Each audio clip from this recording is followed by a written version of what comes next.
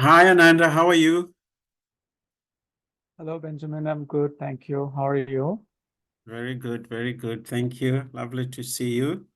Likewise. Can you hear me okay? Yeah, can hear you loud and clear. That's great. Thank you. Great. I'm going to start soon.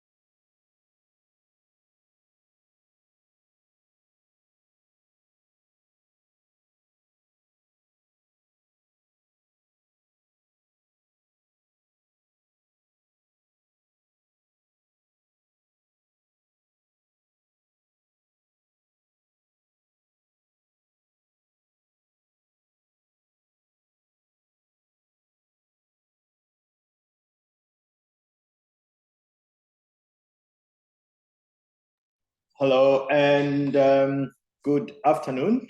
Welcome to the 8th installment of the NITAG Support Hubs webinar series, where today we'll be looking at experiences on the recommendations and deployment of the novel OPV in Africa, looking at the NITAG's perspectives. So my name is Rudzani, and I'm based in the University of Cape Town, and I'm a member of the NITAG Support Hub that is based here at the University of Cape Town. Some of you would already know that the whole purpose and existence for the Support Hub is to support the work of NITAGs in Africa. In particular, the WHO Afro region, although we have been supporting other parts of the continent that may fall under Eastern Mediterranean as well. And the webinars that we have are aimed at improving the knowledge and provide up-to-date information with respect to trends and specific topics, but also, which is quite important for us, to provide this kind of platform in which NITAGs can share their experiences that would then allow them to improve their evidence-informed decision-making for vaccinology. And that's quite important for us to do in the long term in order to build that kind of capacity in the continent. So as we are about to start here, I just want to remind you that the structure of this webinar will involve a number of talks with very good speakers with a lot of experience in the area in which we're covering today. And then there will be some time for question and answers that our teams will help to moderate, in particular Ben today. And then we will close. It's a very short meeting, 2 hours.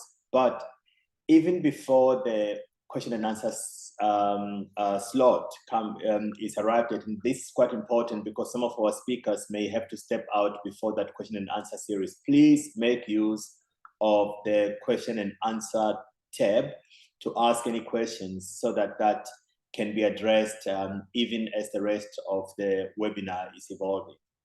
If you have any issues or questions or anything else that is technically a problem, sound or anything, please feel free to just drop a message for the, you'll see in the participants there's going to be a niche at UCT, and you can just send a direct message if that would be the best way to go.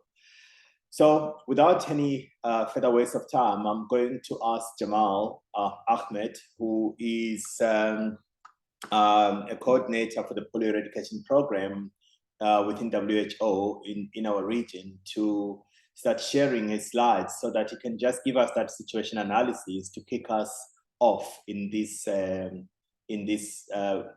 webinar, which I believe will be fantastic and important for all of our growth and development. Thank you very much again, and welcome to webinar number 8.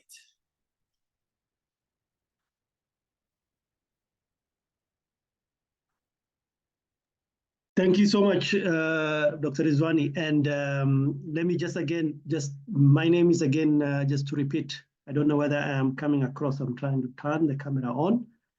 My name is Jamal. You can see you quite well. Fantastic. My name is Jamal Ahmed, and I am the Regional Advisor Program Coordinator for the Polio Eradication Program at the WHO Africa region.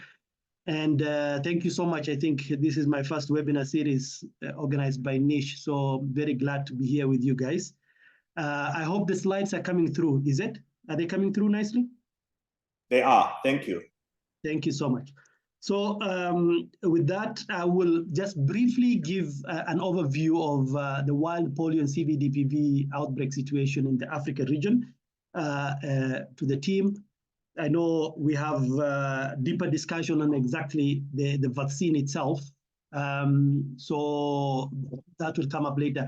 So just briefly, everybody here is probably very, very familiar, but just to really highlight that we do have 3 serotypes for polio, type 1, type 2, and type 3. Since 1955, we've had vaccines. We are in essentially the vaccine era. IPV and OPV.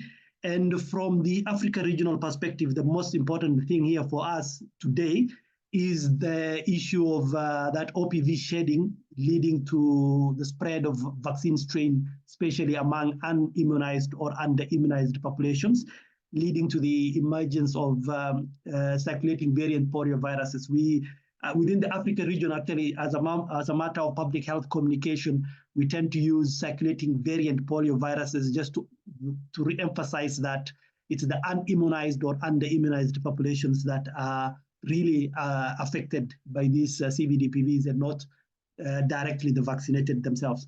So, in terms of, again, just to remember, in terms of the paralytic ratio transmission capabilities, generally the consensus is the CVDPVs are equally transmissible as their counterpart wild polio virus.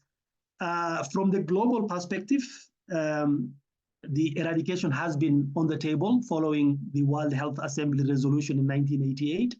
WPV2 was the first to really stop transmission. The last case was in 1999.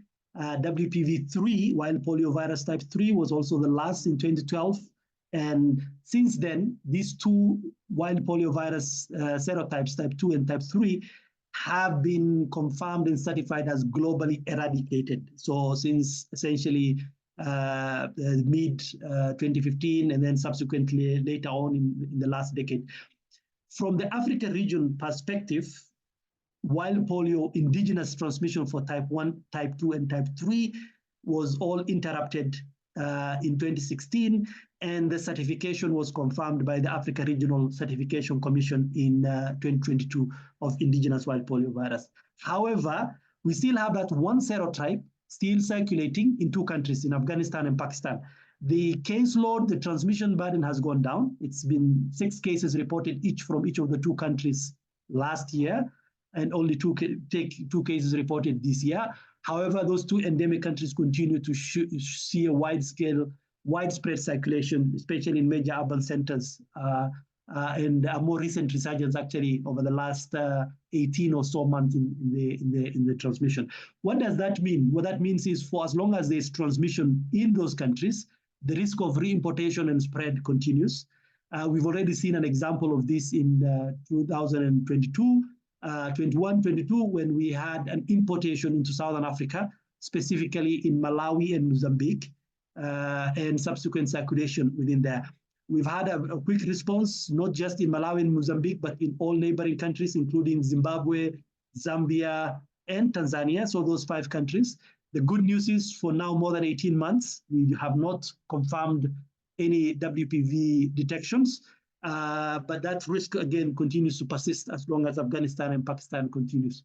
When we talk about type 1, however, for Africa, the bigger problem is the CBDPV1, which is again linked to the vaccine, the oral polio vaccine. We've had a large outbreak, especially in 2022 coming into 2023. Over the last 24 months, we've had expanding response, and the numbers are coming down slightly. But again, the risk is still very, very high. When we look at the geographic spread, you can see specifically the red dots that you see on the maps are really the WPV that I've already talked about, the wild polio virus type 1. But since this is type 1 slide, we've also have the CBDPV1s. And you can see them in the Democratic Republic of Congo, in the Republic of Congo, in Malawi, Mozambique, and Madagascar. The general trend at the moment over the last 12 months is positive, with expanding response across that whole geography. And we anticipate to end this specific transmission towards the end. In terms of the emergence group, you can see the number of different emergence groups on the right graph. What is an emergence group? It is essentially one distinct emergence, potentially from one distinct immunization point sometime in the past. And specifically for Madagascar, that MAD-ANO1, we tend to use the country and the province or the state of origin to name, and then sequentially we letter them, we number them 1, 2, 3, depending on the emergence. Those Madagascar detections have been ongoing for more than 5 years, actually, when we look at the genetic sequencing, even though they were detected more recently. However, again, this just continues to highlight that it's not only type 2 vaccines that tend to revert, but we also have a problem with the type 1. Fortunately, as of today, we don't have type 3 circulating viruses that have been confirmed. However, we have had VDPV3s detected, even though we didn't see multiple detections to confirm, local circulation. When we look at the population immunity for type 1 and 3, you can see a whole red belt across the whole of the Sahel, the northern belt, all the way from the Horn of Africa, Ethiopia, all the way to Guinea in West Africa. And that's a big, big concern, not only for potential outbreaks following importation of wild polio, but also for potential emergence because of the high concentration of under-immunized populations. So the risk geography, this is just a quick risk map showing in Southern Africa an expanding risk map focused in DRC, but beyond that, where we have transmission, but foci of additional risk in Nigeria, Ethiopia, and South Sudan. When we look at type 2, we've had essentially continuous transmission now since the switch, since 2016 across the region, sometimes expanding in terms of numbers and sometimes declining. Now we are again in the declining phase, and we are trying to push very hard to use this declining phase and end transmission, but it's going to be a lot of work. So you can see this is essentially an epicurve from May 2019 through now. You can see the increasing number of cases, then decline and increase and decline. and an extremely expanding geographic scope. Over the last 12 months, we have begun to see again halving of the number of cases over the last 12 months and substantial reduction in the number of cases in the last 6 months, but geographic spread continues. In the number of countries, you can see at the bottom, 26 above 17. In terms of transmission, it's continent-wide, and South Africa itself remains at risk. And I'll come to that. When we look at emergence groups, you can see a whole host of different emergence groups. Again, each one of them emerging from a certain point in time vaccine use. We have Sabin, some of these emergence groups that have persisted, especially, for example, the one at the bottom, you can see Nigeria, ZAS1, that has originated from Sabin. And a number of these that have also reinfected the continent multiple times have originated from Sabin. But we are seeing also a number of new emergence groups in DRC, in Central African Republic, in Zimbabwe, in Mozambique, that have originated from the novel OPV2.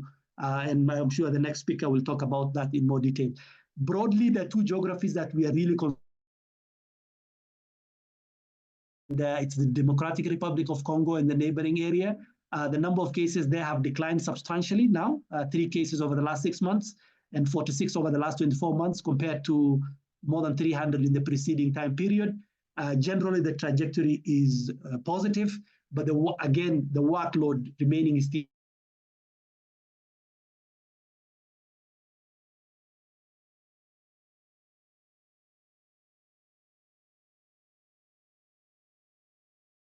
and many of the other infection areas did not have ES. Nigeria and the Lake Chad Basin is the other major place. Here, we have not seen as much progress as we have seen in DRC, and a lot of work to be done. Nigeria has really reinfected, so a virus that originated in Nigeria has infected more than 20 countries in the African region, especially in the Lake Chad Basin and West Africa. So it's critical that we stop transmission around that area. I've added this specifically for Southern Africa, just to highlight the expanding risk again. From Botswana to Zimbabwe to Mozambique, we have seen transmission confirmed, and Zambia also, and Malawi also for type 2. And when we look at the type 2 risk in Southern Africa, specifically South Africa, is very high from our perspective. So something to be wary about even locally within the South Africa framework. This is the mucosal immunity map that our modeling colleagues from the Institute of Disease Modelers do produce on a regular basis for us in collaboration with our regional office. And you can see the deep red in Southern Africa. Why is that the case? It's because we are no longer using, of course, oral OPV in our routine immunization. And IPV introduction has been haphazard initially in many of our geographies, and there are big cohorts of children that are really under-immunized at the moment, including in Southern Africa. So the risk is very high. That's why we have been seeing this continuous movement of the virus southwards into Southern Africa and East Africa. In terms of risk, it's really continent-wide risk, and the risk also expands again, as I said, to South Africa itself. We already have outbreaks again, also more confirmed more recently in Angola. Namibia risk is also expanding. So in Southern Africa, that's the case. In the rest of the continent, we already have had an outbreak or have an ongoing outbreak at the moment.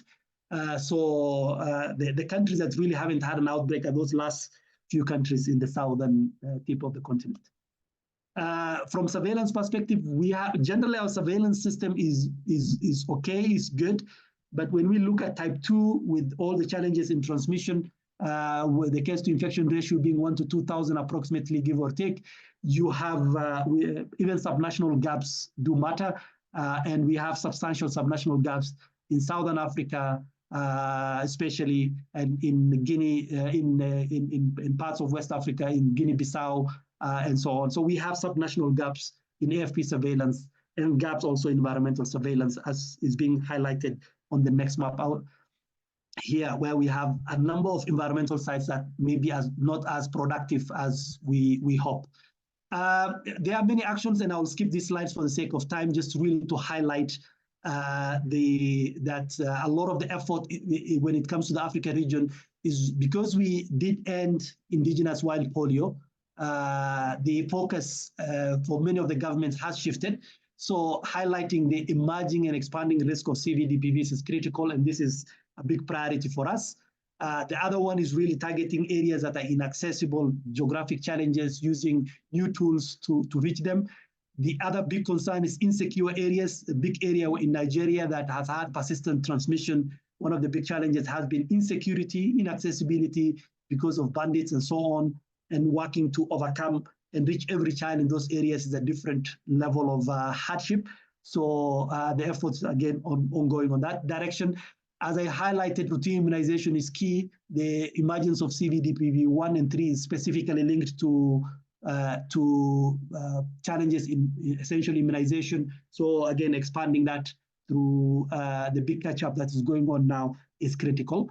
And a number of other innovations, including expanding our lab sequencing capacity, using new tools for rapid detection and so on, and the integration with other public health events to increase basically acceptability and so on, I think is absolutely critical. From our regional perspective, our first step last year was to end that WPV1 outbreak in Southern Africa. We broadly feel like we are on track. The second step this year is to end transmission of these PV1s, these CVDPV1s that we talked about, and we are broadly on track. The other one is to end type 2 specifically in the Lake Chad Basin and DRC, considering resource limitations, vaccine supply challenges, and other issues. We are partially on track in some geographies, not fully on track. The overall goal is to end all active outbreaks by essentially December next year, one way or another in different phases, taking into account epidemiology and resource availability. So in conclusion, I really want to say that yes, Africa did eradicate indigenous wild polio and have also acted very quickly on WPV. But on the CVDPV fronts, we have a lot of work, and these are all emerging from within the continent, again, highlighting the challenges with the use of OPV and also the challenges with the population immunity gap that we do have within the continent. But also just to remind ourselves that billions of children have already been, millions of children have already been protected from paralysis, and there is a net gain over the long term on that. And so this was the world long time ago, before the vaccine, and essentially this is where we are when it comes to wild polio. We are very positive with VDPV2. We will also be getting there. And back to you. Thank you so much.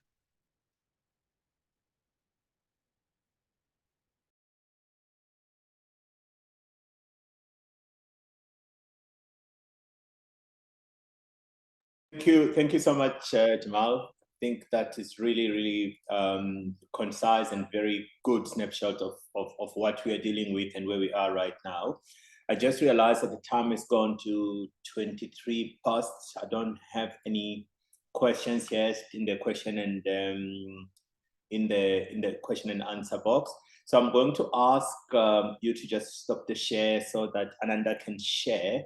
And if you are able to hang around for a bit in case someone comes up with a question, it would be fantastic so that you can, I know you need to leave a bit early, but just if you can just hang around until you absolutely have to leave. Ananda, may I thank you. We are in full screen and I'll ask you to please go ahead.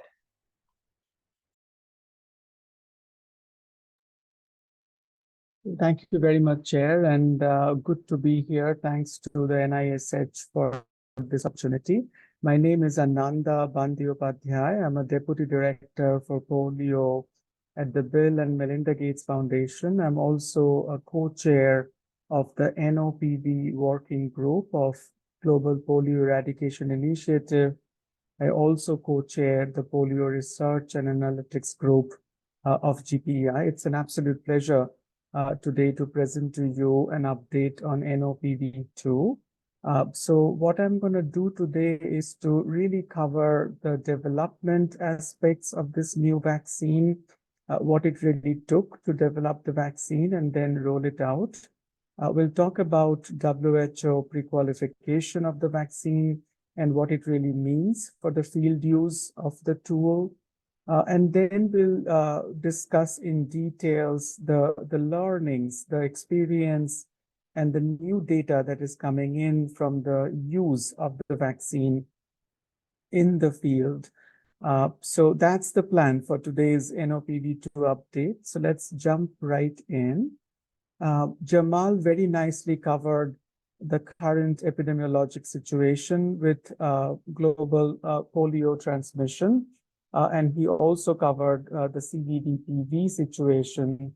This is just to emphasize the seriousness of the CVDPV transmission and the risk of spread. This slide is just a snapshot from 2022, and you can see with the black dots on this map as to how extensive the detections were for CVDPV type 2, particularly in the Afro region. But also what is really striking is the risk of spread. And 2022 was the year when countries such as United States, Canada, Israel, United Kingdom, Indonesia, they were all reinfected with polio CVDPV type 2 transmission in varying degrees. So United States, for example, had a paralytic case. In most of the other countries, it was mostly environmental detections, but it goes on to emphasize the fact that even polio-free countries are not polio risk-free. And this again reiterates the importance of this disease and CVDPVs in particular in the overall global health space. And again, probably one more reason as to why polio and CVDPVs continue to be the only public health emergency of international concern as we speak now. So with that context and the criticality of stopping CVDPVs comes in this promising tool, novel oral polio vaccine type 2. As you can see on the right-hand side of this slide, the vaccine virus genome of novel oral polio vaccine type 2, it has several modifications based out of the Sabin OPV type 2 backbone. So what we really did with this vaccine development was to what I call fix the loose ends of the previous vaccines. Please note that the previous vaccine itself was an excellent tool and really contributed to stopping polio for most part of the world. But as Jamal noted, poor vaccination coverage, particularly in areas where vaccination coverage has been persistently poor, that's where there is a risk of the Sabin OPV2 or Sabin OPVs in general to continue to circulate and revert into outbreak-causing strains.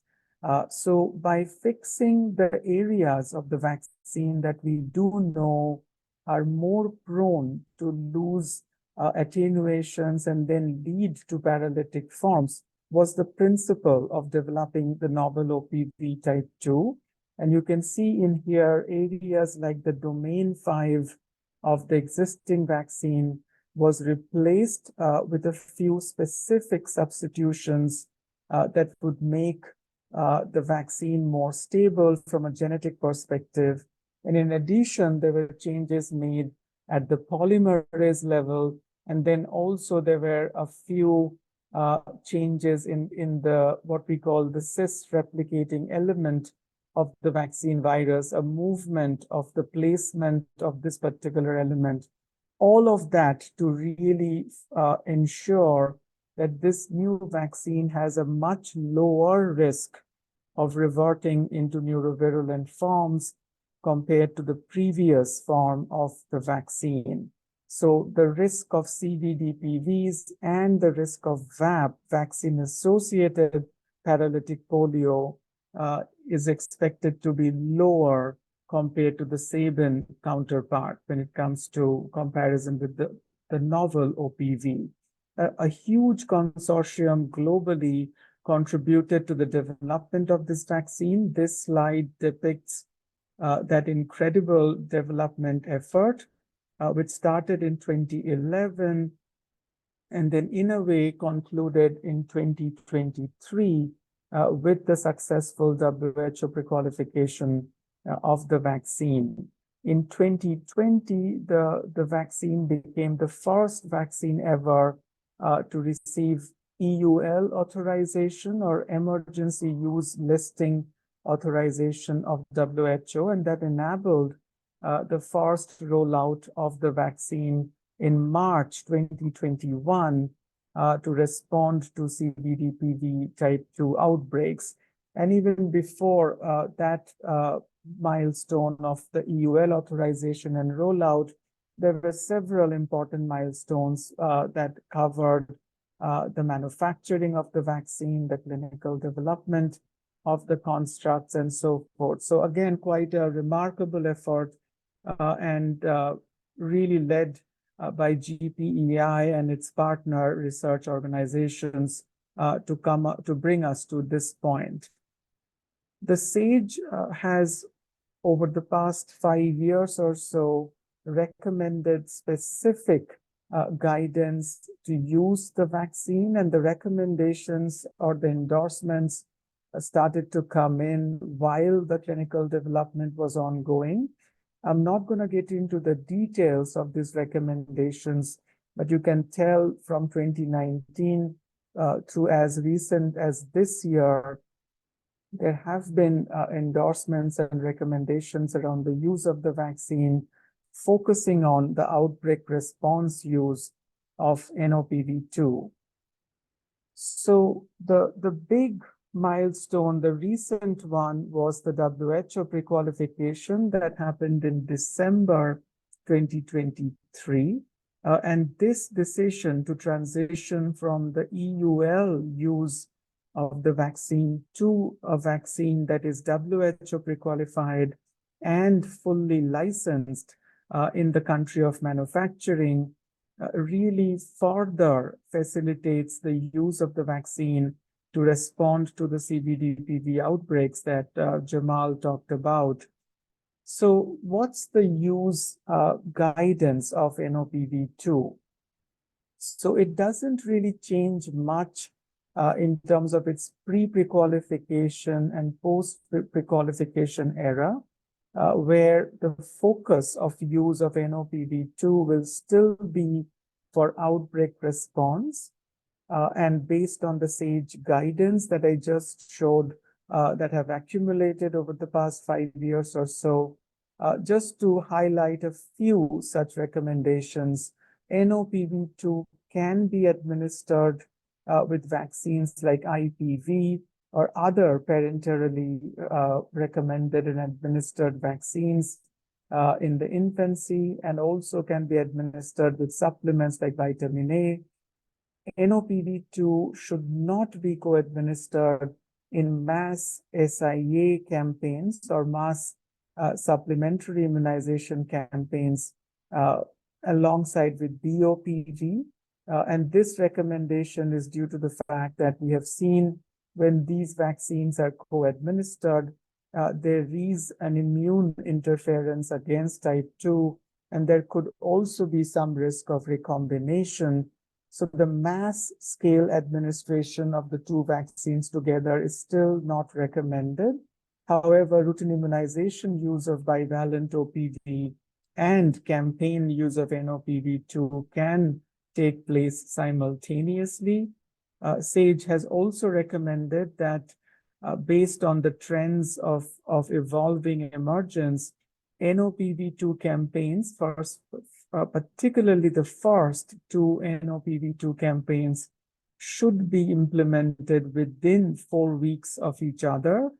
This rapid implementation of campaigns really minimize the risk of any new seeding of outbreaks with the use of the vaccine.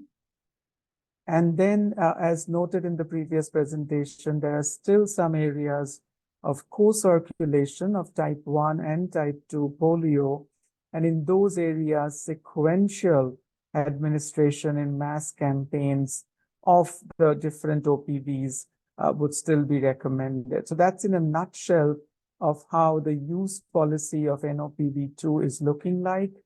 Now to take you through the scale of use and the current status of use of nOPV2, it's really been a massive rollout, particularly in the Afro region, of this new vaccine, starting from its EUL use and now into its WHO pre-qualified use. In fact, in the recent years, nOPV2 clearly is the vaccine of choice to respond to type 2 CVDPV2 outbreaks, except for a few countries that used Sabin OPV2, particularly with supply constraints of nOPV2 or for other reasons. Most of the region has been using the novel OPV2 to respond to the type 2 outbreaks. In fact, by 2023, more than 95% of the region were using the vaccine, replacing the Sabin OPVs. And by now, as we speak today, 1 billion doses of the vaccine has been administered in approximately 35 countries, ranging into about 130 supplementary immunization campaigns. So a massive effort by the health workers, by the program managers, by the leadership of the region to ensure the new vaccine is rolled out and the outbreaks are stopped. Now, how is the vaccine behaving in the field? This one slide depicts the fact that novel OPV2 is likely no different than the Sabin OPV2 when it comes to its field effectiveness in stopping the outbreaks. So you see most of the countries stopping outbreaks with 2 or so campaigns, whereas some countries such as DRC and Nigeria clearly requiring more than 2, at times 5 or more campaigns to stop the outbreaks. And this is a well-known issue that we have seen with OPVs. The primary issue, though, again, is the missed children. So in these countries, we're likely still missing children, pockets of children who are still unvaccinated, and that is the primary contributor to the ongoing circulation that we see. The bottom line, though, is that the fact that the effectiveness of the 2 vaccines is likely no different. This is also established by a series of seroprevalence studies, case control studies, and other modeling initiatives that have confirmed that the vaccines are likely not different from an immunogenicity perspective. When it comes to the core difference, though, it is the genetic stability of the 2 vaccines. And the good news is that nOPV2 clearly is significantly more genetically stable than the Sabin OPV. There are many ways to look at it. I've summarized the genetic characteristics data of nOPV2, where whole genome sequencing was implemented to all the type 2 isolates from the field. And roughly only 5% of all the isolates coming in showed changes in the primary attenuation site. To put things into context, with Sabin, we would expect about 75% of all the isolates showing changes in the primary attenuation sites, which indicates that the vaccine derived strains will be neurovirulent with potential for circulation. And that's the comparison that is looking like for now. A subset of these isolates that did show changes in the primary attenuation site also led to CVDPV outbreaks. About 14 outbreaks have now been documented, linked with nOPV2.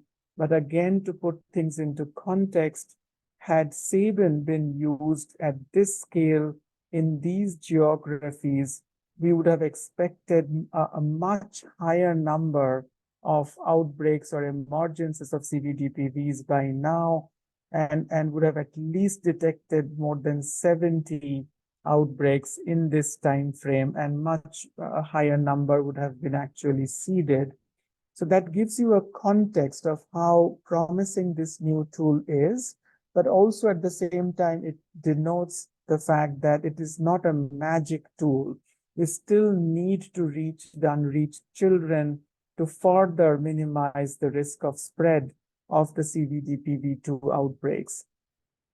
This next slide again depicts and contextualizes where we are with the new emergences, and you see with the increasing use of novel OPV depicted in the bar diagrams in orange color compared to the bar diagrams in blue, which are the Sabin OPV use scale. And then the line diagram depicts the new emergences in blue, Sabin-derived emergences, in orange, novel-derived emergences. And again, you can tell that with the move to novel OPV that the Afro region has really led, we have at least avoided a massive rise in CVDPV2 new emergences. The peak that we saw in 2019, 2020 didn't get repeated, at least as of now. Although, as I noted, the trend of emergence is much lower with nOPV2, but still it is there. And that's why the need and importance of continued intensification of vaccination is still there. But as we noted, with novel OPV2, we have a much better chance with lower trends of emergence to stop outbreaks of all sources. Also promising data coming in from Egypt, where we have been following primary immunodeficiency related disorder patients who have a tendency to shed live oral polio vaccines for a long time. And these 5 cases that we were tracking in Egypt were shedding nOPV2. So this was an opportunity for us to evaluate the genetic stability of the vaccine when it is under pressure for prolonged shedding. And we did identify 2 of the 5 patients as chronic shedders. But as you can see, the striking finding in these 2 patients are that despite the prolonged shedding, more than 1 year and then nearly 2 years in the other patient, we didn't see the domain 5, the primary attenuation site changing in these patients. And the patients also remained non-paralytic. So again, promising trends, but clearly we have to document more data to really understand the behavior. I'll conclude by saying that the success of stopping CVDPVs, of course, lies on the fact on how quickly, how rapidly we can deploy the vaccine, how complete is the vaccination effort. But the starting point is the availability of the vaccine. And unfortunately, we have struggled with the consistency of the supply of nOPVs, the novel vaccine. There have been intermittent pauses in the supply of the vaccine. It is a new vaccine. It's unprecedented scale of rollout compared to a new vaccine, particularly a vaccine that was under EUL and not fully pre-qualified. So there were many challenges that did interrupt timeliness of the campaign operations. The good news is, as of today, as of this month, Biopharma, which is the only supplier of nOPV2 as of now, they resumed activities of fresh filling of the bulk that has been produced in that facility.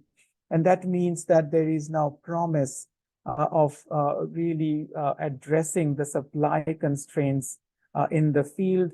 The other good news is that a second manufacturer, BioE, is also expected to come on board very soon. And that would be an addendum, an addition to the overall supplies of the vaccine. So to sum it all up, nOPV2 is a promising new tool, and the overall development effort is a shining example of how GPEI collaborate with external research agencies and then not only help develop a new tool, but also roll it out at a massive scale. nOPV2 monitoring continues, and we continue to learn about the new vaccine based on the whole genome sequencing and other data that I already presented. The overall trend of field data is very promising, which establishes favorable safety and favorable immunogenicity of the vaccine, and also enhanced genetic stability. But as I noted, enhanced genetic stability doesn't mean absolute genetic stability, and that's where the critical importance of completeness of vaccination kicks in, and we need to maintain our focus on there.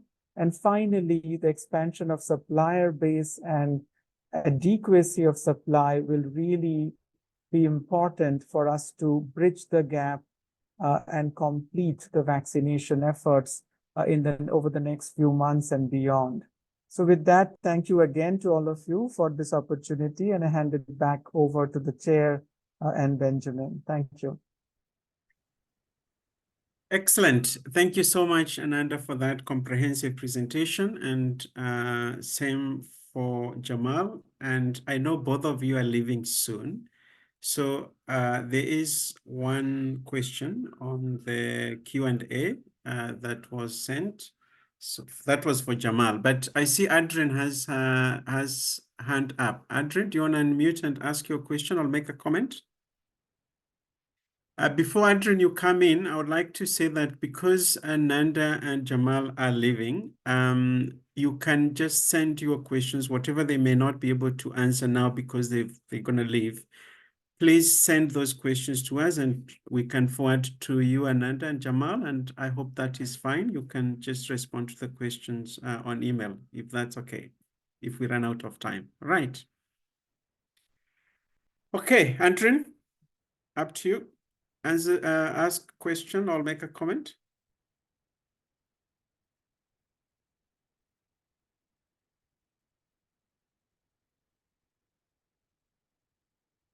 Salim, do you think we need to do some? Is Adrian not able to speak? I'm looking now for them to give them the permission to speak. Right. As we wait for that, let me ask. I've got a question. So Ananda, just based on the presentation that was done by Jamal, the vaccine-derived type 1, do you think the same approach that has been done for nOPV might be nOPV2 might be needed for nOPV1? And if that's the case, given the experience of developing nOPV2, do you think the time scale from conceptualization to licensure would be much shorter as opposed to 10 years that you showed? Thank you. Yeah, thanks, Ben. That's a great question. And I see Kamal, my friend, who's also on the line, is asking a similar question on nOPV1 and 3. So first of all, Ben, to your point about whether or not we'll need a novel OPV1 to stop CVD-PV1s, I would say no. You know, we will not.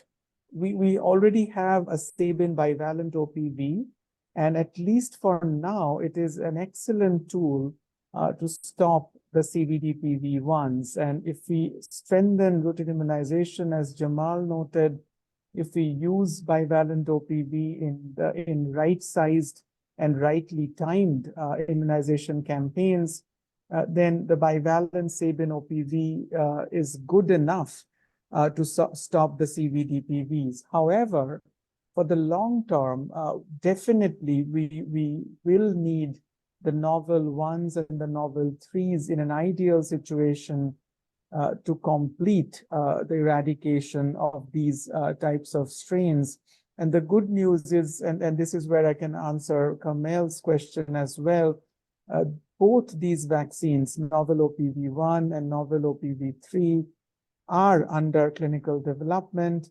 And Ben, I agree that hopefully we'll need less time to develop nOPV1 and nOPV3. In fact, both these vaccines are already in phase 2 clinical trials as we speak today.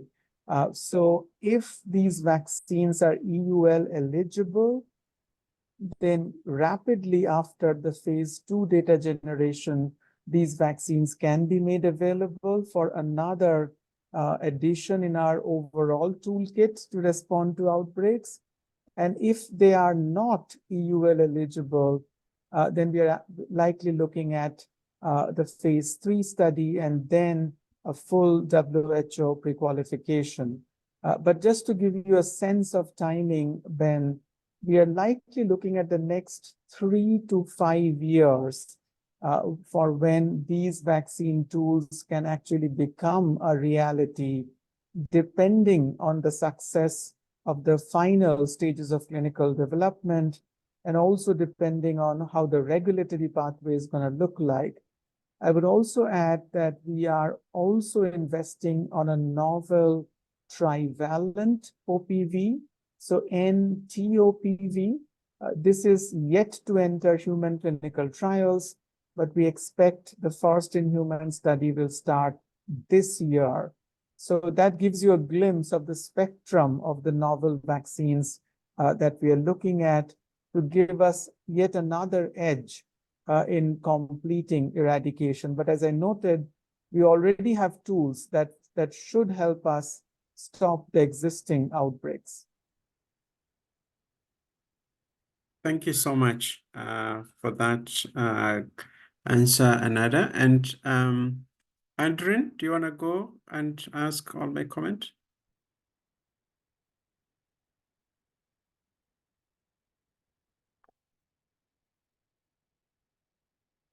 Adrian, you've got... Yeah, thanks very much. No, it's okay. It's very fine. We appreciate for that educative information, and we really appreciate. Thank you. Okay, thanks. You're welcome, Adrian. I've got a question for Jamal. Jamal, are you still around? Yes, I am back briefly. Sorry, apologies for that. No, thanks, Jamal, for also excellent talk. 2 questions. We're seeing more and more interest on the use of modeling by NITAGs for decision making, and you mentioned about some of the modeling work on mucosal immunity. In terms of the application of modeling for decision making, how useful has it been in the context of polio eradication? And you mentioned, for example, South Africa is at risk. Is that based on the modeling data? Because this is a webinar for NITAGs, and there's huge interest and also identification of the potential for application of modeling in decision making. It would be useful to shed more light in terms of how this has been utilized in the polio eradication space. No, thank you so much. I think that is an excellent question. We, from the eradication program, I think for a number of years now, we really use models and modeling data and information to add to the overall discussion. We don't exclusively rely on models. We don't say, oh, this is what the model predicts and this is what the model says we should do, and therefore we should either do it or not. But it adds to the conversations. And there are different kinds of models that are produced by different entities, depending on what the question is for the model. At the Africa region, ones that we really heavily rely on is, first of all, the basic assessment of immunity, population immunity, and models that use multiple data points that try to estimate the population immunity, and specifically for type 1, type 3, and type 2 mucosal immunity. And we do this across multiple age cohorts because, so for instance, we have that same model for under 36 months, under 5 years, 5 to 9 years, 10 to 15, and so on, just to understand the general risk profile of populations. And we also rely and use and utilize specifically the overall risk model, the output that comes up, to inform whether there are areas that we are missing. Because by and large, the model will tells us what we really anticipate, even just by looking at the epidemiological information and understanding the general population movement. and the risk vulnerability. But sometimes it does add a lot of value, and we look at that. And the one area that, first of all, that it adds quite a lot of value is when we look at its transnational risk, risk beyond the geography where the virus is detected, and to see what the risk is on the other side of the border. For South Africa, why at least from the Africa region we consider it currently at a very elevated risk, specifically for type 2, is number one, South Africa has not had a type 2 outbreak for a long time. So we have not seen any form of additional OPV2 use, whether it is derived from TOPV or MOPV2 or more recently from novel OPV2. We have not had that kind of utilization within the population. Number two, South Africa's population is a mix of where we have areas where we have high concentrations of people under relatively poor sanitary conditions, and with big populations that are linked intimately to populations elsewhere within the continent. So there's huge movement from between, not even within just Southern Africa, but between many of the African countries to and from South Africa, including to those high-risk zones. So just looking at both socio-economical ties of South Africa to the rest of the neighboring countries, looking at the population immunity where we are, looking at the extent of transmission we are seeing currently in Southern Africa, it is very important then for us as a region to flag the potential risk and to make sure that the risk in South Africa is understood to be, relatively high. If this virus can make its way to New York and London and other places and emerge from there, it's not a long. Johannesburg is not a long drive from Gaborone or Maputo or Harare. So thank you so much. Back to you. Thank you so much, Jamal. Any other question, comment from the participant?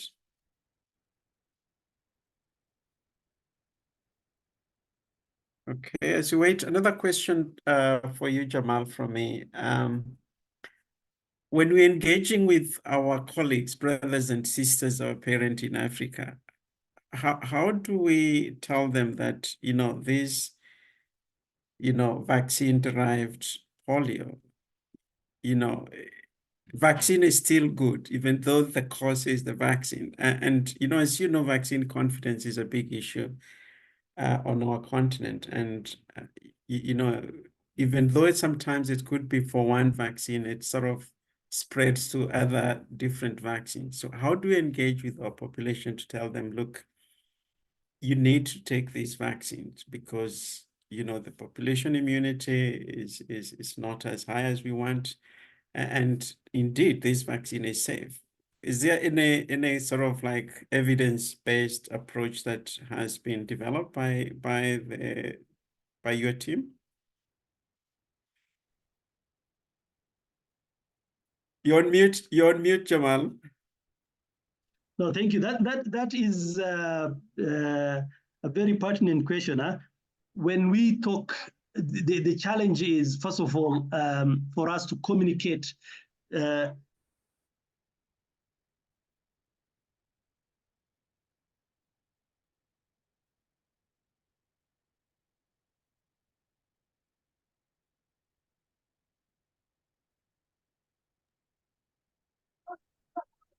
Apologies, guys. There's a lot of background noise. So, so the main thing here, first of all, when it comes to when we say vaccine derived, we know as technical groups, as technical people, that the under-immunized or unimmunized people are the ones that are affected by this circulation. It's not the child that's vaccinated. If that was the case, that is by and large VAP.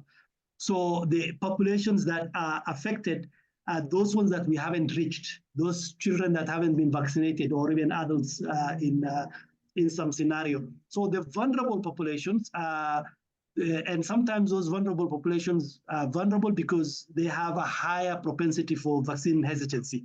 So they are more skeptical of vaccines.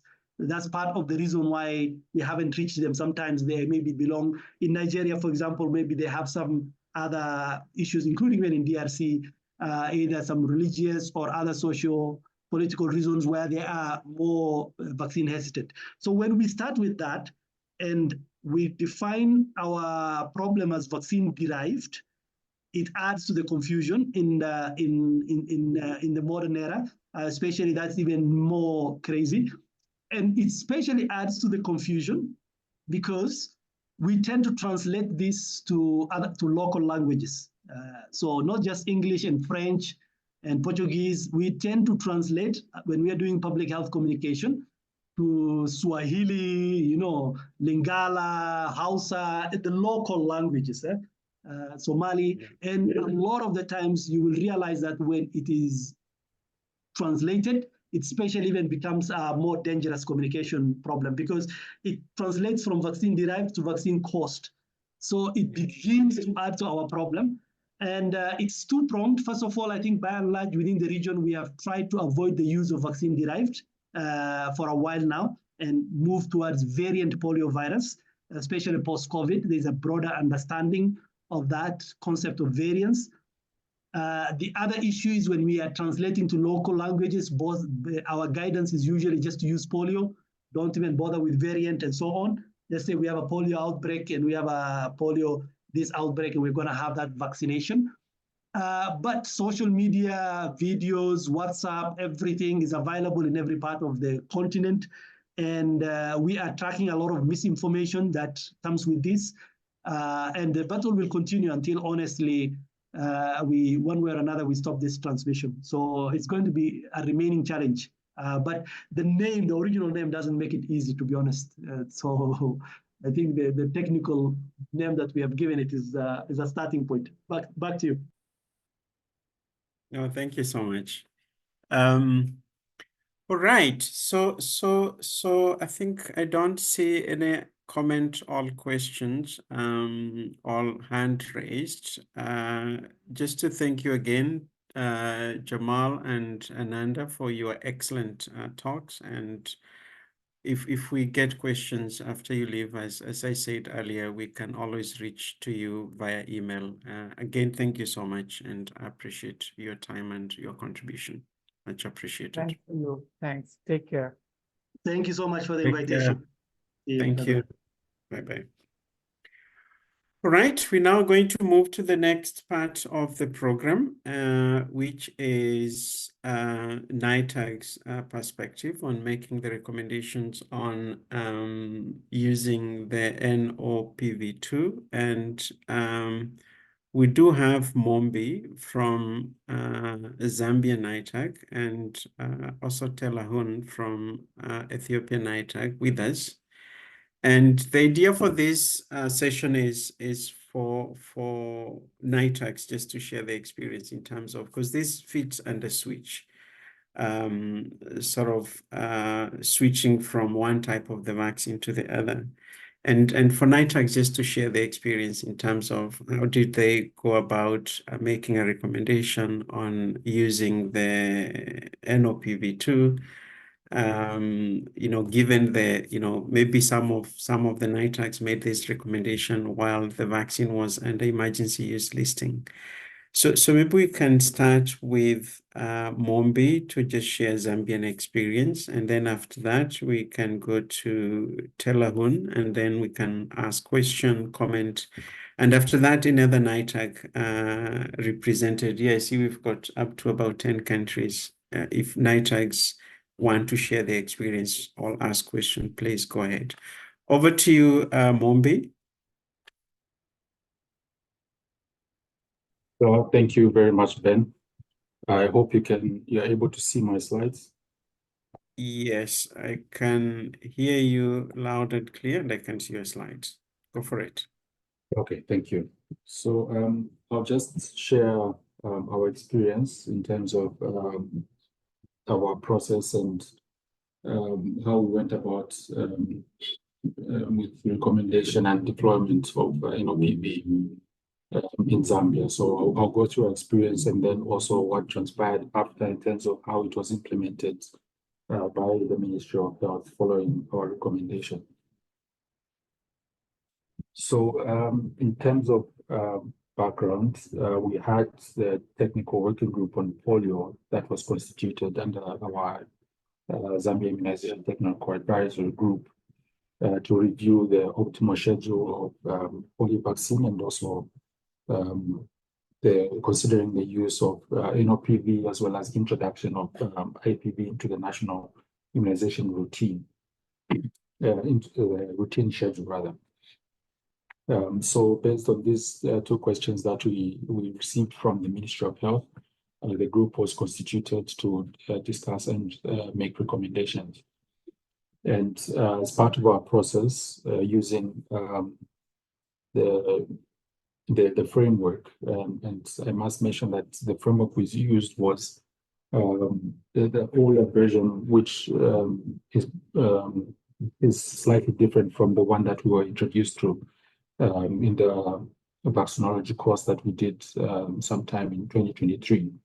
So, however, we did look at different elements, including the epidemiology and burden of the disease, implications for control, looking at risk factors, diagnostics, and other issues related to polio surveillance in the country.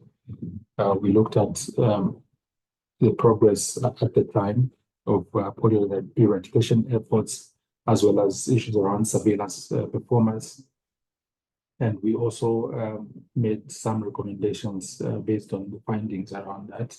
We also had considerations for the need for the second dose. So we looked into whether there was need to introduce a second dose of IPV, as well as whether we should introduce nOPV based on the different elements in terms of epidemiology, burden of disease, as well as looking at the vaccines themselves, their efficacy, effectiveness, and so on.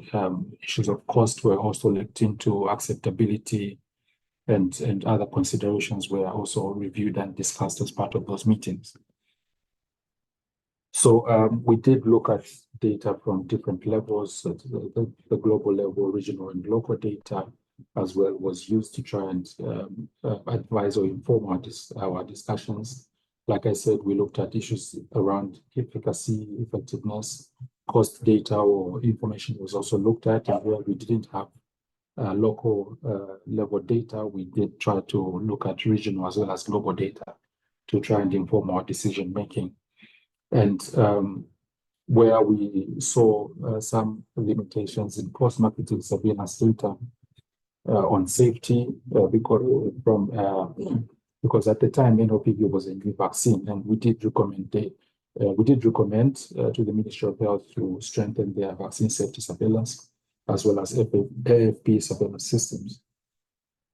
And following these recommendations, we still try to monitor the adverse events, following immunization, causality assessment reports that are produced by our IAP committee. This basically just points to some of the conclusions that we came to following the review of our data, which pretty much looked at or whether we concluded that the vaccine was a modified version of the type 2 monovalent OPV, and the clinical trials had shown comparative or comparable protection against poliovirus. And it meant that nOPV had the potential to be a significant tool to help stop outbreaks in our communities. nOPV was deployed at the time under emergency use listing. And we also found that a second dose of IPV could be or could increase protection against all polio viruses.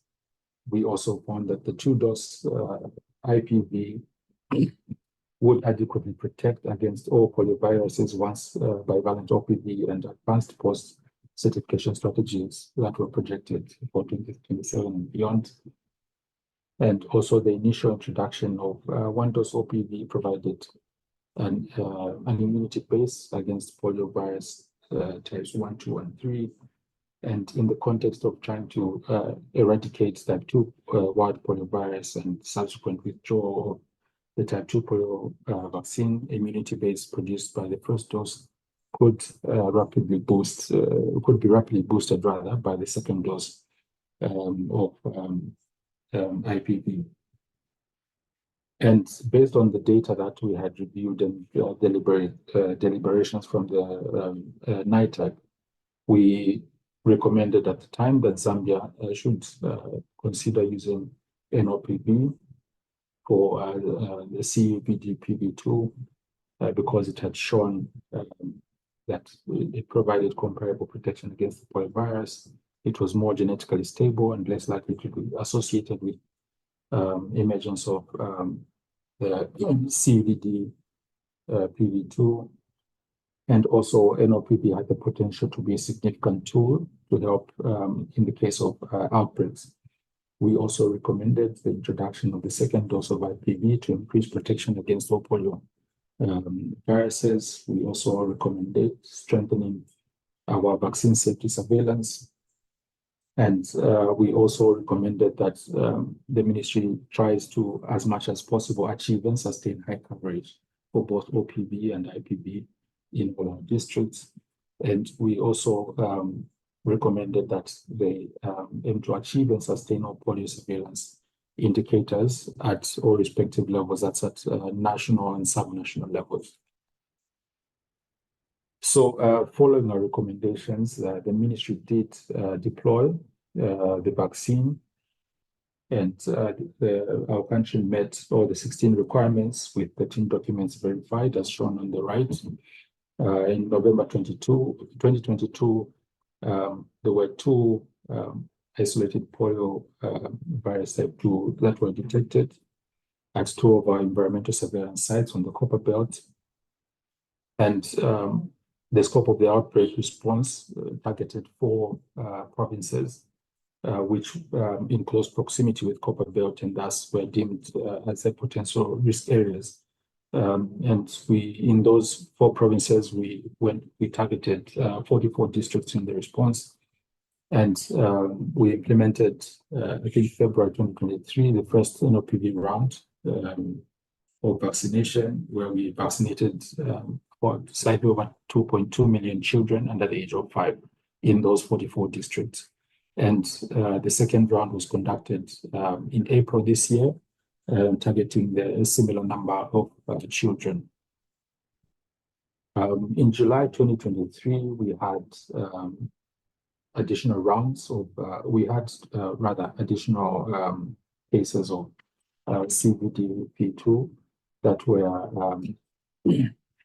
confirmed in the northern parts of the country, as well as Lusaka district, and there were also, as a result of that, we had supplementary immunization activities in those provinces, as well as other provinces which are close proximity to Lusaka and northern provinces. So we had 2 rounds of nOPV vaccination after the risk assessment was done, targeting Lusaka, southern, western, eastern, Chinga, as well as Wapula province. And these were conducted in August of last year, August and October.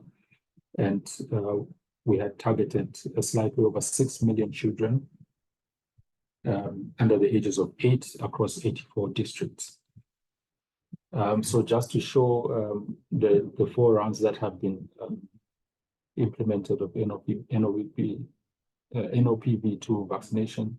In the first round, we vaccinated about slightly over 2.2 million children. In the second round, almost 2.3 million children, and slightly over 5.8 million in the third round, and slightly over 6.4 million in the 4th round. So the vaccine coverage percentages are given there, and we did note some adverse events for immunization from the second round onwards, with the increase in the number of children that we vaccinated. There was also an increase in the number of adverse events that were reported. And we implemented both passive and active surveillance to monitor and collect vaccine safety data. And we also monitored for adverse events of special interest across 8 sites from 4 provinces that had conducted nOPV rounds 1 and 2. And we had in total 48 reports that were received following nOPV vaccination, of which 26 were deemed serious, 18 were fully investigated and causality assessed. And some of the most commonly reported adverse events were vomiting, nausea, and diarrhea. This slide just basically shows the causality assessment findings. So we had 7 reports of acute diarrhea, 7 reports of acute flaccid paralysis. We had 2 allergic reactions, 2 seizures, 1 sepsis with acute gastroenteritis, 7 with severe acute gastroenteritis, and 1 with transverse myelitis. And on the right there, we have the different findings that were associated with those different events. And yeah, I will end here, and unless there are any questions or comments. Thank you, Ben. Thank you so much, Mobi, for that excellent presentation on how Zambia NITAG went on the recommendation and subsequent implementation. So Mobi, if you can hang on and we hear from Telahun, and then after that we can take questions and comments from the participants. Telahun? Hi, Ben. Good afternoon. Good afternoon. Can you hear me? Yes, loud and clear. Okay. I don't have slide, but I'm just going to present orally. Yeah, that's fine. Way back in 2019 to 2020, there were outbreaks of CVDPP in Ethiopia. And then in late 2020, 22 September specifically, this was brought to the attention of the NITAG, whether we should use really the novel OPV2 vaccine to combat outbreaks. So the committee tried to look at the clinical findings, the clinical trial findings. It also tried to see what are the technical specifications of this vaccine. We also tried to see the recommendations starting from World Health Assembly, SAGE, NITAG, and WHO pre-qualification later on, so that we can use as emergency utilization listing of nOPV2 for use. So in 2021, we had 12 outbreaks, and of which the virus was found from 12 cases of acute flaccid paralysis, and 2 cases were from the environment. So what we did was the vaccine was implemented at that time. The regulatory body, what we call Ethiopian Food and Drug Authority, criteria set as already described by my colleague. 16 requirements were set, and all safety monitoring were on ground. So vaccine was introduced, and with 2 rounds, and things were really coming to normal. Then in 2022, we had 1 outbreak, and we also did the same approach, and we tried to also curtail the epidemic, the outbreak. To our surprise and to the work we are doing, in 2023, no outbreak was noticed. So I don't have data on 2024, which is maybe underway. But what we learned from this approach is that NITAG was actively involved from the outset in recommending early targeted use of nOPV2 for combating outbreaks of CVDP2. So far, according to my information, no FI, no side effects have been found after the application, the introduction of this vaccine. So this is in brief my presentation. Thank you very much. Thank you so much, Telahun, for sharing the experience of Ethiopian NITAG. So now I'm going to open the floor to participants to ask question or make comment based on what Mombi from Zambia and Telahun from Ethiopia have shared.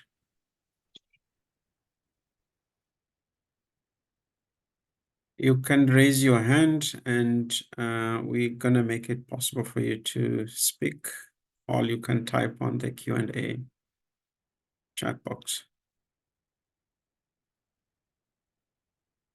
Mombi, as you wait, I've got a question for you in terms of crisis communication plan. I think that's one of the 12 criteria that you said you met. I presume this communication plan is for the MOH. How do you as a NITAG have a communication plan on how you engage with different stakeholders? Yeah, so yes, the plan referred to in that in our presentation is the Ministry of Health plan. I think for us as a NITAG, I wouldn't say we have a crisis communication in place as in written down and documented per se, but we do try as much as possible to engage with the Ministry of Health through having constant feedback.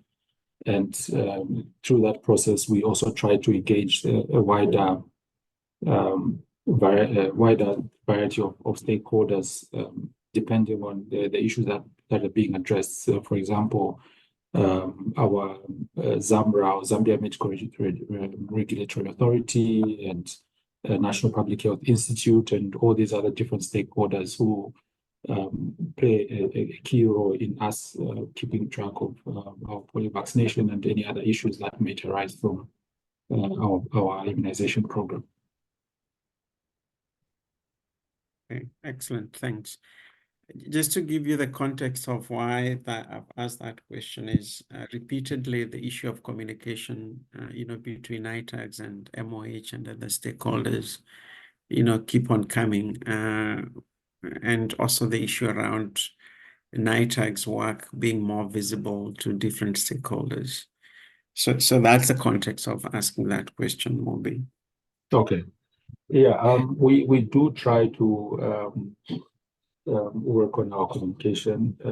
Of course, as you know, there's usually changes in personnel at the high level in the ministry every so often. So we do try as much as possible to keep the engagement and flow of communication back and forth to try and, like you said, keep the NITAG visible within the ministry. And it's something that we've discussed and tried to think around how best we can increase our visibility outside the ministry, because as it stands, it's mostly the ministry and other institutions, organizations that are brought in as ad hoc support for any issue that we're discussing at that particular time. But we have discussed trying to make it more deliberate and trying to basically increase visibility and awareness of the NITAG beyond institutions that we directly work with. Just to add some of my views also on this aspect would be that, as you know, the structure is there are core members and non-core members. And the Secretariat is mainly Ministry of Health and also support from WHO. We have repeatedly requested capacity building as far as also a sort of a networking where we can really have access to all, and somebody has to also to organize all these activities. And time and again, this has not been really fulfilled as NITAG. The other issue is we are always approached. Maybe our meeting is maybe 3 or 4 times per year. We are always approached when there is a need to really for a new vaccine introduction or what have you. Otherwise, even we don't have also the capacity to monitor even our decisions, our recommendations, whether they are implemented or not. Sometimes, due to different reasons, whatever recommendation we have put on the table may not really go down to the ground.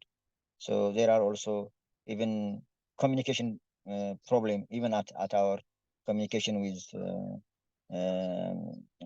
WHO as well as Ministry of Health. So I'm sure I'm really very optimistic that this would improve, and we are still using our expertise really to augment whenever there is a problem at immunization level. That's why we are there. But as far as communication and other issues are concerned, I think the stakeholders need to really play actively and support our activities. Thank you, Ben. Thanks, Telahun and Mobi. We're trying to see whether we can package, some sort of resources all across around communication, which is very tailored to NITAG's needs. I see Greg has his hand up. Greg, over to you. Yeah, thanks, Ben. And thanks to Mumbi and Telan for sharing their experiences with the novel OPV2 vaccine distribution. It's just a question in relation to the environmental surveillance that's conducted both in Zambia and Ethiopia. If I remember, Mumbi was saying there were 2 sites in the Copper Belt. How many sites are there in total in Zambia? And likewise to Telean, how many sites are there in Ethiopia where the surveillance is conducted?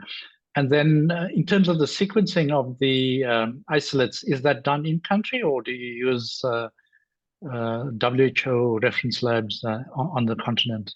Thank you. Shall I go first? Yeah, you can go first, Telahun. Okay, thank you very much, Greg and Ben. I am also the chair of the National Polio Expert Committee.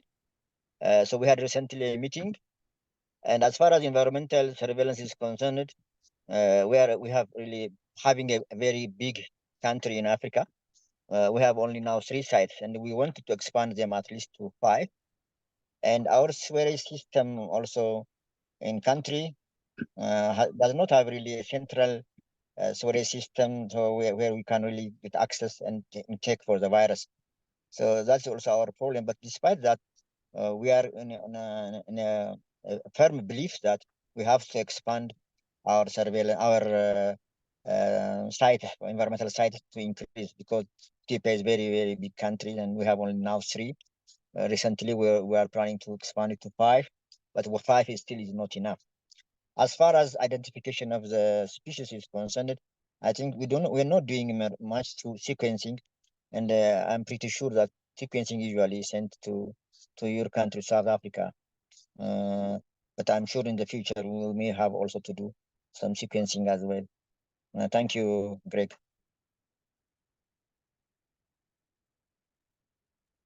Yeah. Thanks, Telahun. So Mobi? right.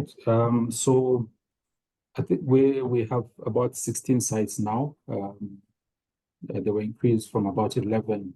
We had 11 previously, but we increased to about 16 late last year. And in terms of sequencing, that's done. I think we don't do it locally. We send everything to South Africa, and it's done from the lab in South Africa. Yeah. So just as a follow-up question to both of you, I mean, is there any thinking about developing indigenous capacity with respect to virology in Ethiopia and Zambia in relation to this and other issues?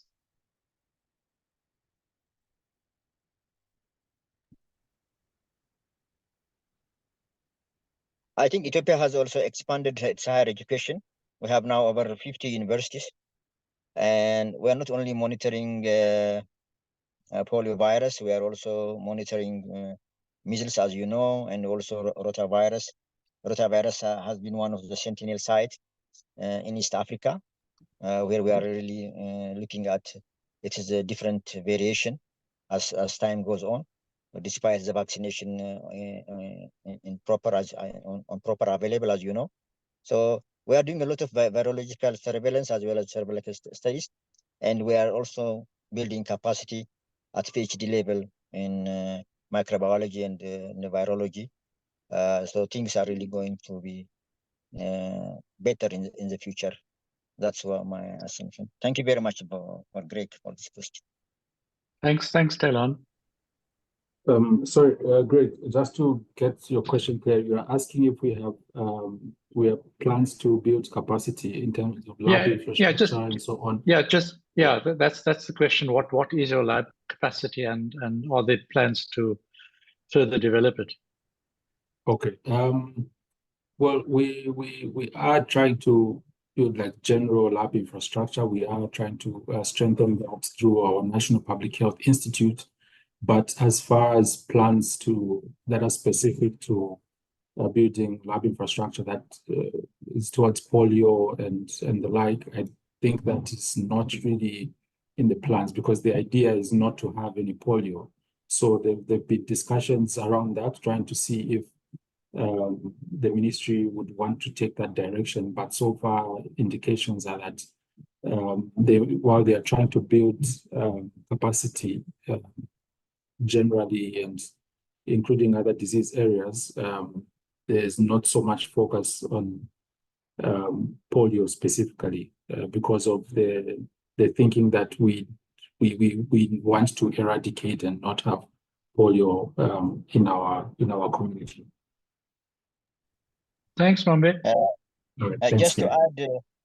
Just to add a few points, in addition to the human capacity building, which I just discussed, infrastructure regarding for virological studies is also underway, and government as well as donor agencies have helped us a lot. And from time and again, every year, WHO and CDC accredit our laboratory, but it's viral laboratory, particularly because, as I said, we are sentinel site for measles, rotavirus, and other, including even H1N1 and other prevailing virus as well. So things are really changing, and infrastructures are also in place. Thank you.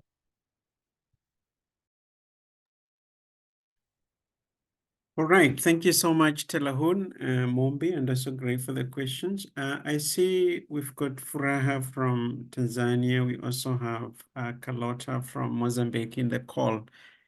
Any additions or something you want to share in terms of Tanzania NITAG for Furaha with respect to making a recommendation for novel OPV2? And also for Carlota from Mozambique, do you have some additions or something to share?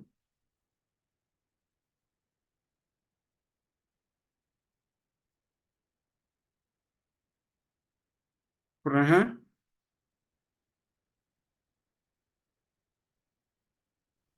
Hi, sorry, I joined in late, unfortunately. Can you hear me? Yes, I can hear you loud and clear. Sorry. Okay, my name is Furaha Kiesi. I'm from Tanzania. I'm part of the NITAG Secretariat right now. So I don't have much, but rather it was recommended by the NITAG, I think either last year or a year before last. And actually it was used during campaign when we had an outbreak last year. So yes, NITAG recommended at some point, and actually it was used in Tanzania. Thanks, Furaha. And Carlota from Mozambique?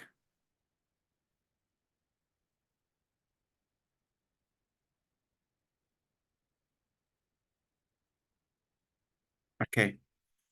All right, I think we're gonna move to the very last part, which is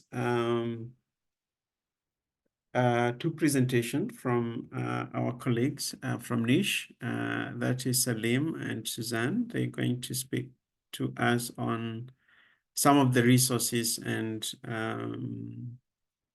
courses that NISH has developed and that could support the work of NITAGs. I don't know who is starting. Is it Salim or is it Suzanne? Suzanne, you can go ahead. Thank you, Salim, and thank you, Ben. I'm going to share my screen.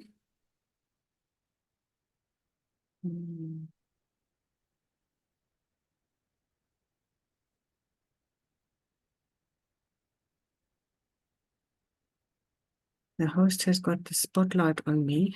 Oh dear.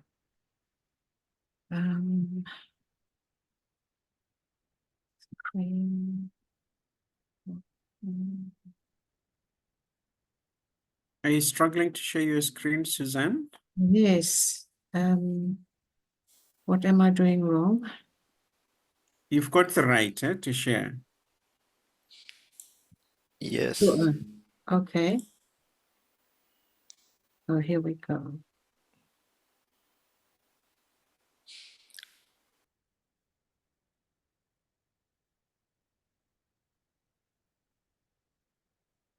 Right, we can see your slides. You just need to put it on the presentation mode and go for it. Thanks. Okay. So I'm going to talk very briefly about the library guides that we are using in NISH, what they are, what the purposes of the library guides are, and why they are useful and where to find NISH's library guides specifically. So the purpose of library guides is firstly to empower users by providing them with knowledge and resources. Also for orientation, they provide an overview over relevant resources. Research assistant library guides offer guidance and research strategies and techniques such as searching techniques. They provide tips on how to develop research questions, choose appropriate keywords, and utilize search tools effectively. The guides may also include recommended databases, websites, and other resources specific to different subject and research areas. And subject-specific guidance, they cater to specific subjects from providing curated lists of resources that are particularly relevant to those areas. For NITAGs, it would mean vaccine-related resources, depending on the current need, be it Ebola vaccines, malaria vaccines, HPV vaccines, or in this case, polio vaccines. What are library guides? They give you access to relevant resources. They provide curated lists of resources such as databases, books, and journals that are relevant to a particular subject or topic. This helps users to quickly and easily find materials they need to conduct their research on. Research assistant library guides can also provide guidance on how to conduct effective research, including tips on search strategies, citation styles, and evaluating sources. This helps users to become more proficient researchers and writers. They are time-saving by providing access to relevant resources, and research assistance library guides can save users, such as NITAGs, time by helping them avoid unnecessary searching and trial and error finding. And consistency, library guides can also ensure consistency in research practices across different users and disciplines, ensuring that all users have access to the same reliable resources and information. Overall, library guides are an excellent tool for users to enhance their research skills and optimize their use of library resources and services. Why are they useful? Library guides help to organize and present information in a structured and user-friendly manner. They provide a roadmap for users, directing them to relevant resources, services, and tools. By grouping related information together, library guides make it easier for users to navigate and find what they need. Resource discovery, library guides serve as a discovery tool, introducing users to resources they may not be aware of. Research assistance, guidance on research strategies and techniques. They provide tips and suggestions on how to develop research questions, choose appropriate keywords, and effectively utilize search tools and databases. Subject-specific library guides that cater to particular disciplines and topics. These guides provide curated lists of resources and research. Library guides ensure that users have access to reliable and authoritative information sources in the areas of interest. And they are time-saving, as mentioned before already. They can save users time by directing them to the most relevant resources for their needs. Instead of spending excessive time searching for information, users can rely on the curated lists and recommendations provided in library guides. This efficient access to information helps users streamline their research process. Consistency and reliability, they are typically created and maintained by librarians who are experts in information, organization, and retrieval. These guides ensure consistency in the way information is presented and guide users towards reliable and authoritative sources. Users can trust the resources recommended in library guides having been vetted by librarians. So where can you find them? NISH's development of library guides for evidence-informed decision-making in Africa are indeed unique. You can find them on the NISH website, which is www.health.uct.ac.za/NISH, and under Assets and Resources, you will find, amongst others, the library guides. There is a general library guide, which includes how to search on PubMed. There is a step-by-step instruction on how to search on PubMed, do a search on PubMed. And this is what it looks like. This is what the NISH website looks like. And there you can see in the middle, it says Assets and Resources. And once you open that, you will be able to find different assets and resources, amongst others, the library guides. There is a general one, which I mentioned before, which has a step-by-step instruction on how to do a search on PubMed. Then we've got our first one, which was on COVID-19 vaccine hesitancy and confidence. We've got a library guide on malaria in Africa, on HPV in Africa, and there are more library guides in the pipeline. This is what the library guide on COVID-19 hesitancy and confidence looks like. You can see that all countries are represented in each tab, and articles are accessible on that specific topic with either the DOI, which is direct access to the full text of articles, or the PDF, which could be attached. And those which are not accessible are indicated with not open access. And in that case, any NITAG member can contact us to get the full text of the article. These are further library guides planned. Hepatitis A and B, they are the topic, modern topic at the moment, malaria and also measles. And that is all I have to say for now. If you have got any more questions, or if you would like to scroll through the library guides, please contact me and please comment if you've got other suggestions, but that is what we have to offer at the moment in terms of library guides. Thank you. Thanks, Suzanne. And we're going to be sharing the slides and the recordings through our website. And on Suzanne's slide, she will have her contact details, which you can reach out through directly. So maybe, Suzanne, we're going to ask Salim to give his presentation, and then we can take questions after that, right? Salim, over to you. Awesome. Thank you. Just let me grab my screen quickly. Share it. Okay. We can see the screen and hear me fine? Yep, all good. Awesome. Thank you. Hi there, everyone. It's Salim from NISH here. I'm just going to talk you through our help desk and some of the online courses that we have that are hopefully coming out very soon. So first, let's maybe go to the help desk.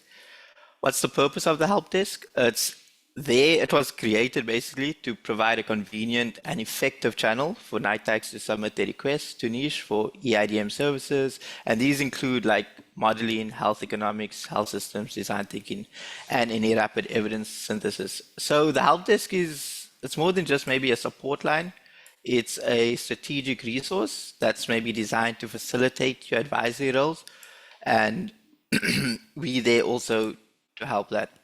So submitting a request is quite simple.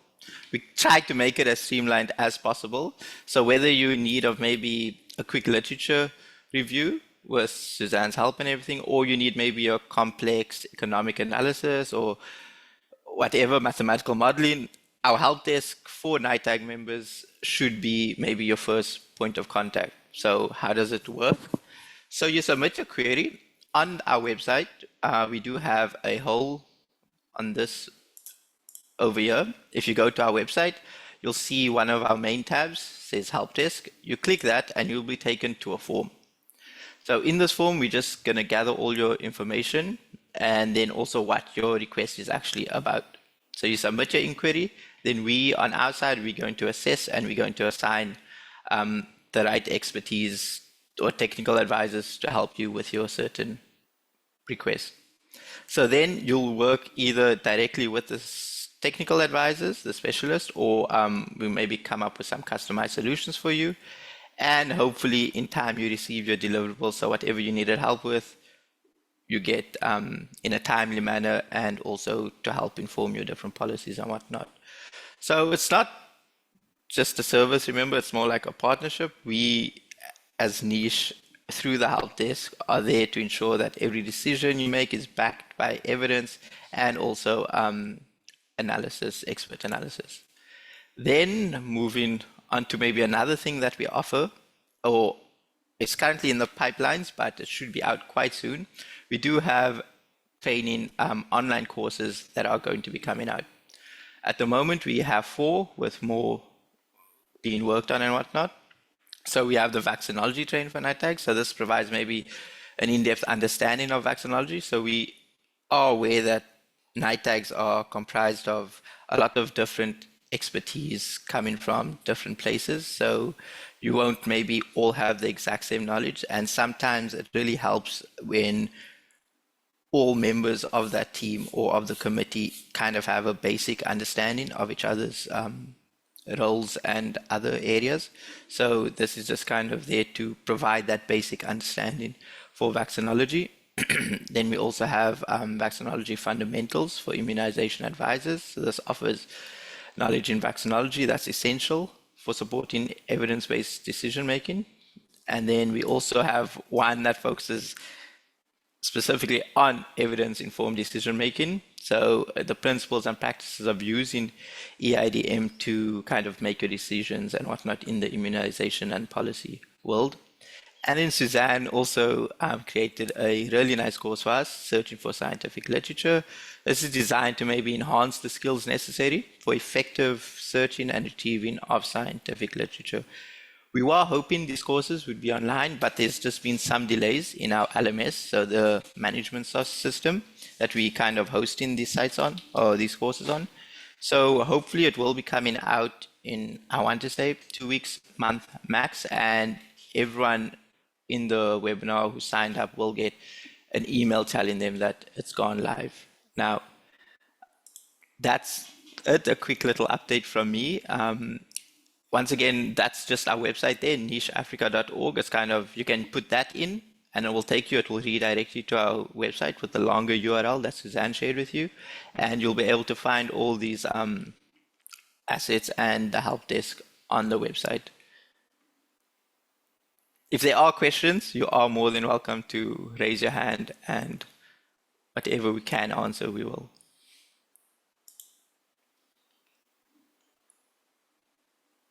Thank you so much, Salim. Just to clarify, for the online courses, if some of the NITAGs in this call would want to register, do they have to go to the website and register there? Yeah, sorry. So as soon as it goes live, we will put a call to action out. You will maybe get an email from us. And also, if you regularly check in our website, since we do add new things all the time, which you should be, go in there every week, check in. You will see we're going to put an announcement as soon as you are able to register for these courses. And through our website, you will register, and then everything else on the back end we'll do. You will get an email saying you registered, and you will have access to the courses once that happens. Yes, so registration will happen through the website. Yes. Great. Thanks. Suzanne, there is a question for you on the Q&A from, I see you've answered it, Suzanne. Was that whether only PubMed is accessible? Oh, is that the question? No, I think Oluwasen was asking whether you've got a library guide you're currently planning to work on, and if she can support, or he can support you with. Yes, yes. We've been in contact already, and I will contact again regarding the following, new library guides that we are planning. I think the next one I have on my schedule is hepatitis A, and I will contact you regarding that. Thank you. Yeah. And for the NITAGs on this call, Andrian, you can go ahead. But before you come in for NITAGs on this call, I think you can also request a library guide on something you're working on, and we can, talk with you or engage with you about it. And because that's how we select which library they need to be created, is through engagement with NITAGs. Andrian? Yeah, thank you very much, Adrian from Uganda here. I would like to know if the courses are going to be for free or are going to be a certain fee. That what is for free? Courses. The online courses. Yes. Oh. No, the online courses for NITAGs, since we are, what is NISH here for, if not to support NITAGs? It wouldn't be maybe right of us to charge you all for these courses. So in the effort of, expanding vaccine knowledge and helping whoever we can, we are going to have it free. You won't need to pay anything from your side. So as soon as it goes live, you are able to register with no fee or commitment from your side, no monetary commitment from your side. Yeah. Thanks, Okay. Andrew, for the question, and Salim for the answer. Monica, I see your hand is up. You can unmute yourself, Monica, and ask your question.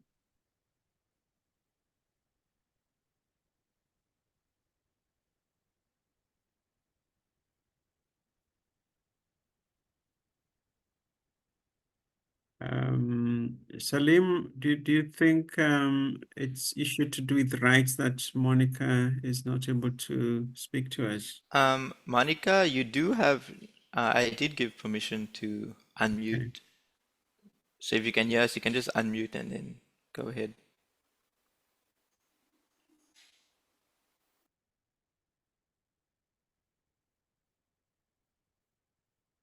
Monica? We cannot hear you, and I see you are on mute. So let's go to Telahun as Monica tried to sort the technology issues on her side. Telahun?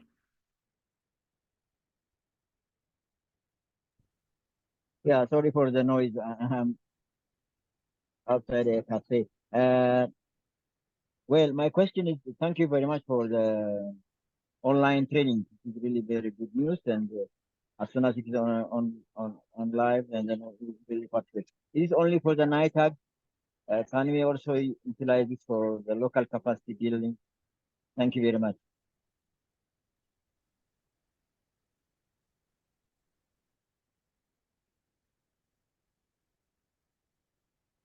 Right, thanks. That was a comment, Telahun, eh? Yeah, Ben, I think he was asking whether they could use it for training within their countries as well.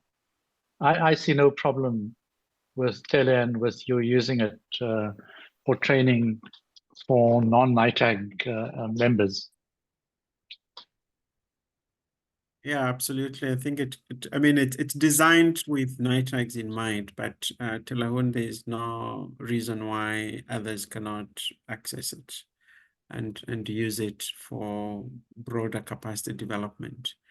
All right, I think Monica, are you able to speak to us now? No, maybe you can type your question and we're going all comment and then we're going to respond.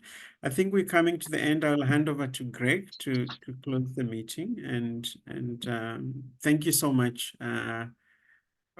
Salim and Suzanne, for your presentation and for those who have asked questions. Over to you, Greg. Yeah, thanks, Ben. So let me just close by acknowledging that I think this was an excellent webinar. We had two very good presentations by Jamal from WHO and Ananda from the Gates Foundation.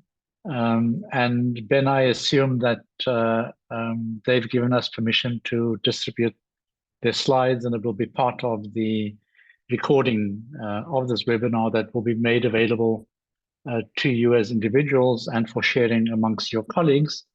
And then to thank Telehan and Mumbi for their contributions in terms of how NITAGs are developing their expertise in making recommendations and supporting their national ministries of health. And then thanks to the other participants who joined us today.